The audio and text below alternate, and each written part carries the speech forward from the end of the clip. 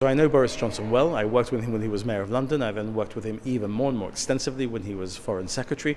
And I met him 96 hours ago to talk about issues related to Gibraltar, the topical issues like Grace 1 and Brexit, and the wider issues and the implications for Gibraltar of not just Brexit, but all of the issues around Brexit. We had a wide political discussion. We spent a lot of time talking, so I expect to see him very soon indeed to take that forward now in his capacity as Prime Minister of the United Kingdom. I also had a good chance to sit with Jeremy Hunt to have a long discussion, and I think Jeremy Hunt is somebody who will likely continue to have political responsibility under Boris Johnson, or if not, will be a very influential member of the Conservative backbenchers. So I think Gibraltar is well understood in the context of the handover in the Conservative Party, and people know that the work that the government have done, the work that Joseph Garcia and I have done, and the relationships that we've built are making those positions stronger and better understood for Gibraltar.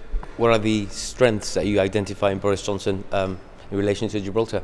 So Boris Johnson has always been a very clear advocate of Gibraltar being able to choose to remain British or to choose its future for itself, a very clear advocate of not accepting that Spain should put pressure on Gibraltar in any way. Remember, he was Foreign Secretary at the time of José María Margallo, and all of that, I think, means that he understands the difficult times. I had a transition from William Hague to Boris Johnson, and I think it's important people understand that he was very strong. Remember, he talked about being Marmalian in his support for Gibraltar.